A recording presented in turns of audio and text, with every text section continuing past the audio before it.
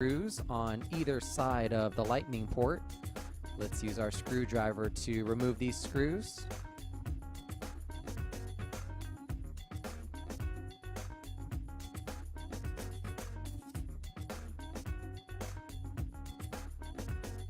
With our pentalobe screws removed on either side of the lightning port, we want to use a suction cup down near the bottom of our home button.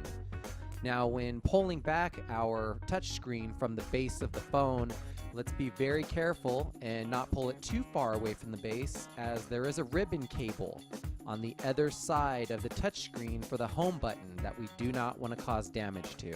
With our 5S opened up just enough to reveal the plug for our home button connector, let's reach in with our spudger and go ahead and separate that plug from its connector. Peeling back our 5S touchscreen completely is going to reveal a metal cover over the connections for our touchscreen, similar to the iPhone 5.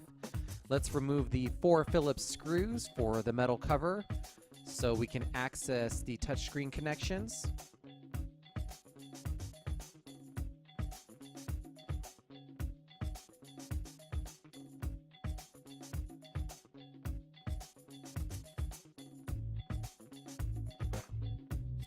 And with our metal cover removed, we can now use a spudger or like tool to go ahead and separate our connections and free up the touchscreen for removal from the iPhone.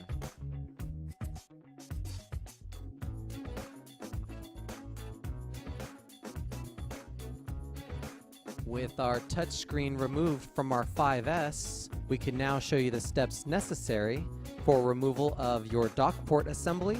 We need to begin our disassemble with first removing our battery from our iPhone.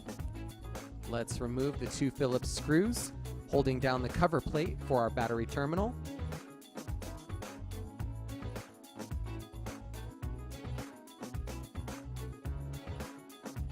With our battery connection exposed, we can now disconnect it using our spudger or a set of tweezers.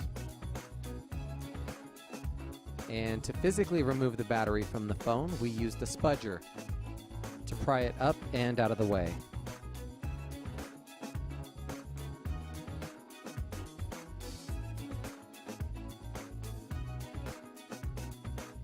So we have a total of 7 Phillips screws that's securing both the loudspeaker and the dock port assembly. Let's go ahead and remove all of these screws.